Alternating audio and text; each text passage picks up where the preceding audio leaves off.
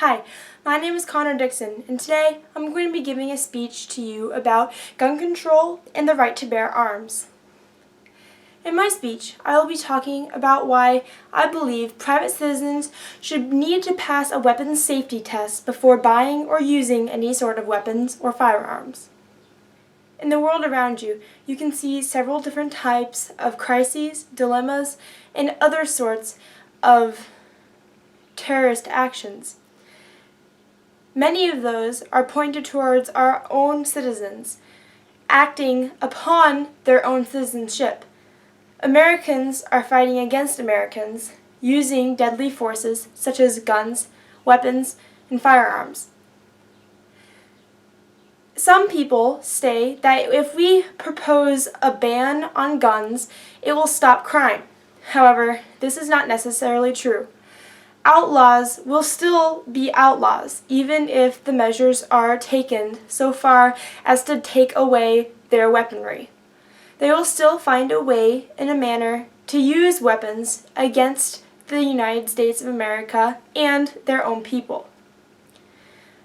On the other side, if we don't go as too far as to take away all guns, but instead only allow certain types of people to own, possess, fire, buy, or use other types of means to access weapons or firearms, we will be able to start a revolution concerning the America and the Constitution's light of owning and the right to bear arms. Many people say, well, the military is allowed to use guns, we should too. The military trains their personnel specifically towards firing, possessing, or carrying weapons and firearms.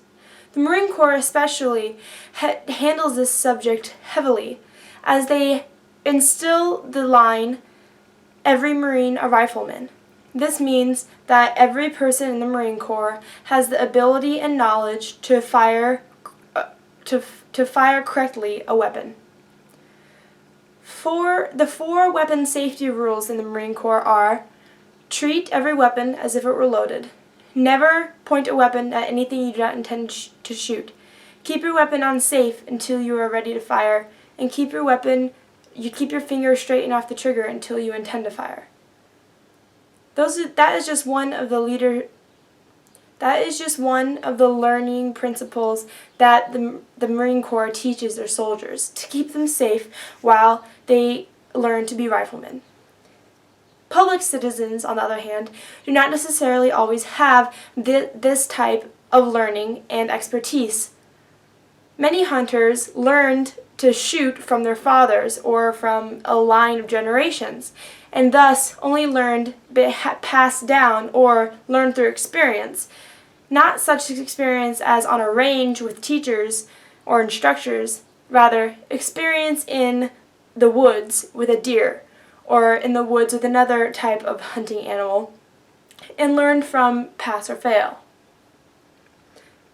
These types of people are also slightly more knowledgeable than the next type of people I will be talking about.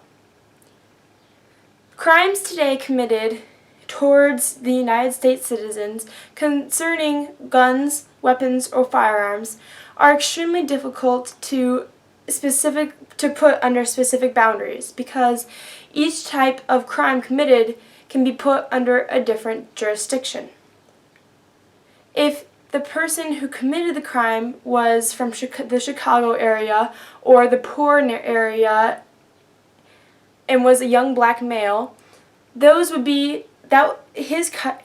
case would be put under a different jurisdiction than a celebrity who committed suicide using a sawed-off shotgun. Both of these types of crimes are concerning gun control. Both sides of the gun control debate would agree that if guns were taken out of the picture, neither one of those crimes would have happened. However, the difference is that some people may view that the young black male who committed the crime using a gun will still be able to find a way to access the gun, even though all guns are not available. Because he would be considered an outlaw and as an outlaw, he could still find a way to find his weaponry.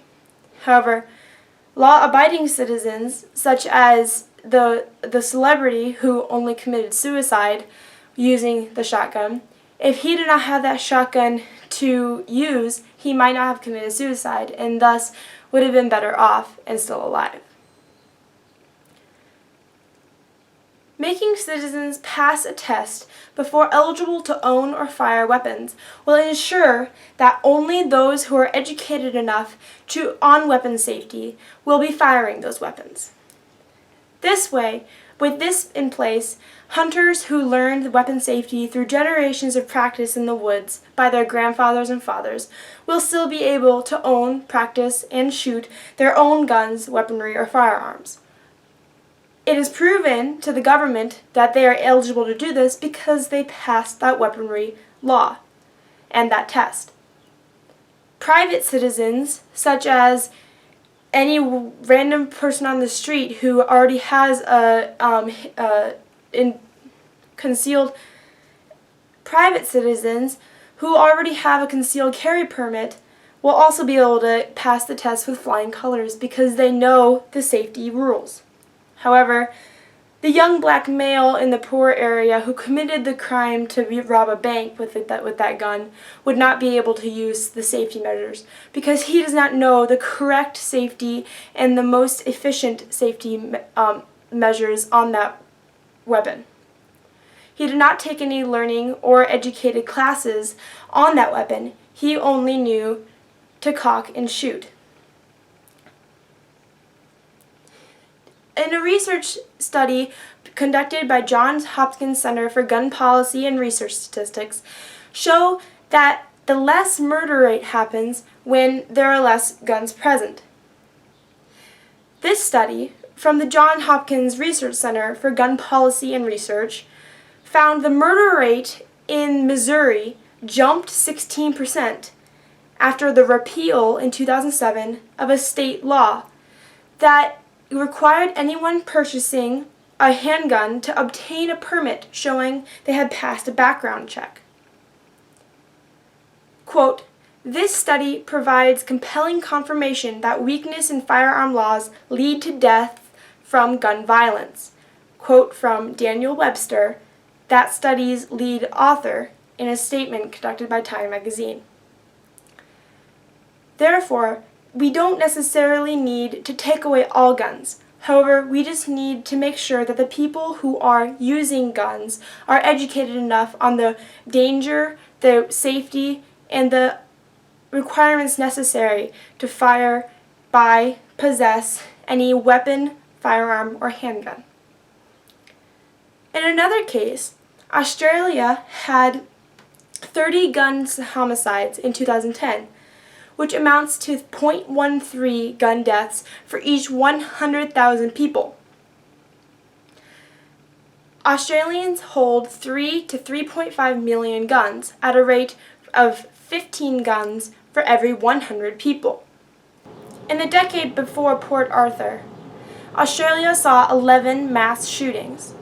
But since then, there has not been a single mass shooting, and the gun murder rate has continued its steady decline. What caused this change in Australia's past? Well, pro-gun conservative John Howard pushed through an ambitious gun control program. The laws that he proposed banned all automatic and semi-automatic weapons and instituted strict licensing rules involving background checks and waiting periods for purchases. However, not all of his laws were passed. Instead, the Australian government decided to not put a ban on all guns, just to instill very strict background checks on the people who were wanting to buy, possess, or shoot any type of weapon or firearm. Today, Australians must demonstrate a justifiable need to own, buy, possess, or shoot any type of gun, such as being a farmer or a sharpshooter. Australia does not have a full ban on any type of automatic or semi-automatic weapon. They They only took the half route by taking extremely strict background checks on everyone who wanted to shoot, own, buy, or possess handguns. America should do the same. They should be able to prove to the government that they are eligible to buy, sell, or possess, or shoot their weapon of their choice. Instead of everyone being able to, the government would be able to weed out the people who are ineligible to comprehend the safety and danger requirements instilled with weapons and rifles. Thus, our crime rates will be able to steadily decline, just as in Australia, where strict gun laws were passed, not necessarily banning all guns, but instead giving a chance for those who want to shoot, buy, possess, or own any type of weapon, a chance to do so.